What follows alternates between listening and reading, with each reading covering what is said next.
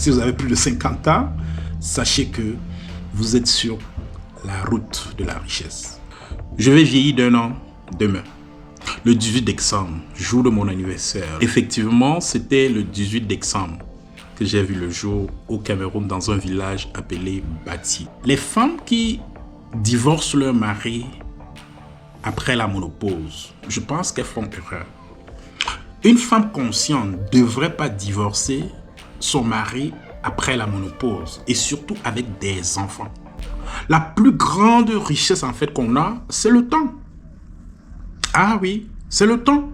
Parce qu'en réalité, quand on prend plus de l'âge, surtout à plus de 50 ans, c'est là où on comprend que notre richesse en fait, c'est le temps.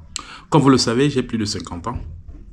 Et quand on prend de l'âge, notre soin devient encore plus cher. Quand on prend de l'âge, on dépense plus déjà sur soi-même. Il faut aller aux cliniques, il faut acheter les médicaments, il faut aller faire du sport, il faut prendre soin de ce qu'on mange, surtout quand on a plus de 50 ans. Ce n'est plus seulement la joie de savoir qu'on a un an de plus.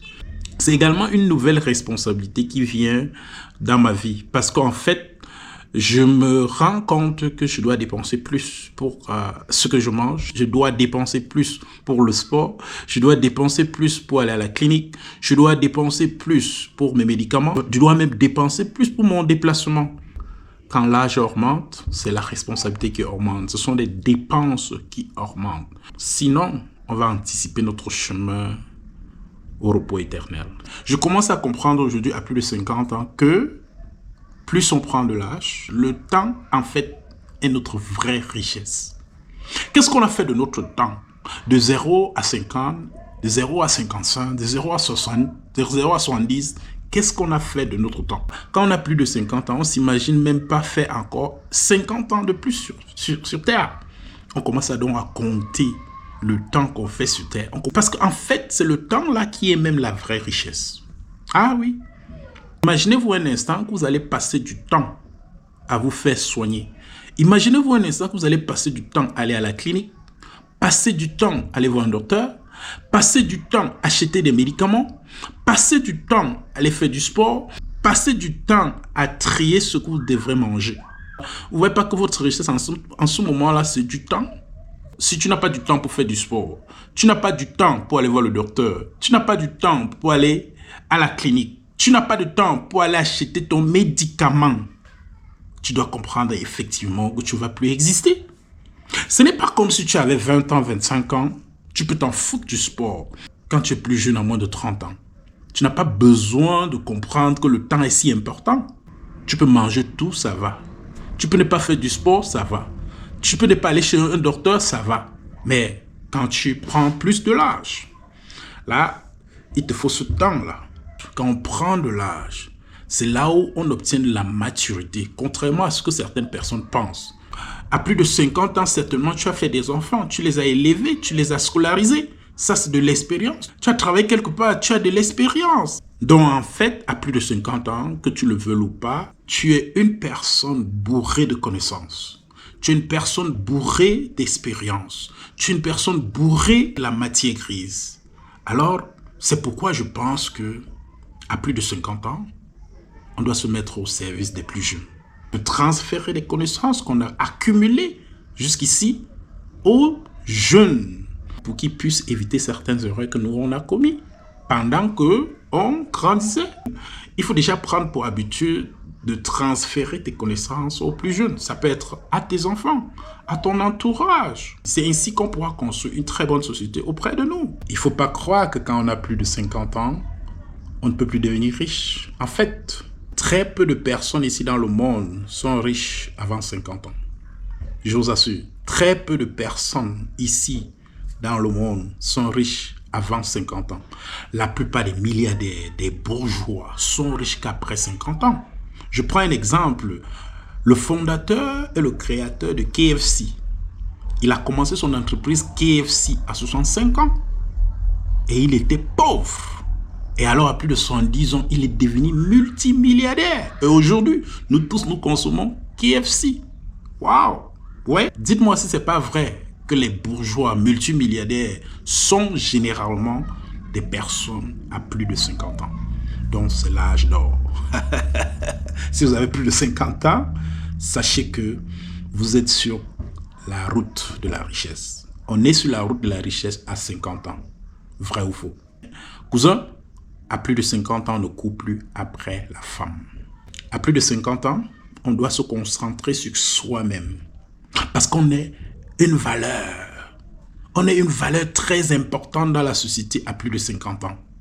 À plus de 50 ans, on représente une valeur très importante dans la société. Alors, parce qu'on sait qu'on représente une valeur dans la société, on va mieux se concentrer sur soi-même pour amplifier cette valeur-là. Les femmes qui divorcent leur mari après la ménopause, je pense qu'elles font erreur. Une femme consciente ne devrait pas divorcer son mari après la ménopause et surtout avec des enfants. Une femme mariée avec des enfants qui a atteint la ménopause ne devrait pas divorcer de son mari.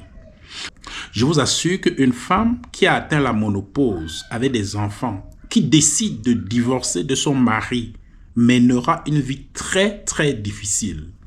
Parce qu'en fait, une femme déjà qui a des enfants, 1, 2, 3, 4, perd la valeur sur le marché. Elle perd la valeur auprès des hommes sur le marché. En plus, si tu atteins la ménopause, ça veut dire que tu ne peux plus procréer naturellement.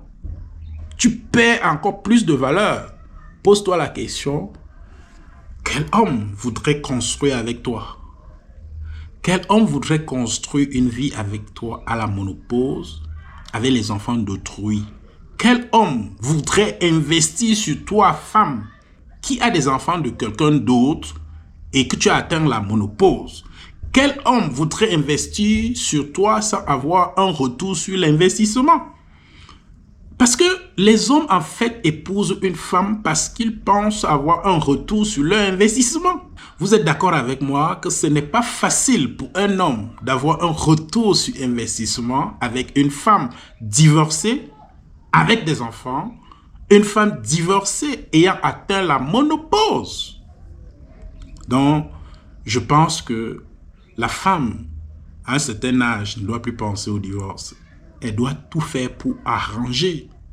Elle doit tout faire pour arranger. À un certain âge, on ne divorce plus. À un certain âge, on ne divorce plus. Toi, femme, tu as fait une très bonne vie avec ton partenaire. Vous avez eu des enfants. Aujourd'hui, les enfants sont grands.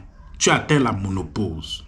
Pourquoi divorcer? Si tu divorces en ce moment, tu penses qu'un autre homme viendra investir sur toi?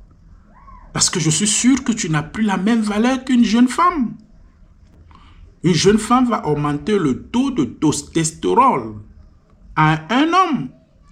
Et si ce taux est augmenté, le monsieur va se sentir vibrer et il va vivre même plus longtemps. C'est pourquoi l'homme qui a pris de l'âge voudrait même épouser une autre femme. Pour rester en très bonne santé, à plus de 50 ans, on doit être capable de gérer plus d'une femme. Ah oui, c'est important. Quand on a plus de 50 ans, on a plus besoin de rester actif. On a plus besoin de rester actif quand on a plus de 50 ans. Un peu plus difficile quand on a une seule femme. Mais si on en a plus d'une, je crois que ça sera plus facile de rester actif. C'était Alphonse Foucault. Portez-vous bien. N'oubliez pas de fêter avec moi demain le 18 décembre, mon anniversaire. Je vous invite à prier pour moi. Je vous invite à célébrer avec moi demain, 18 décembre, mon anniversaire. Merci. Portez-vous bien.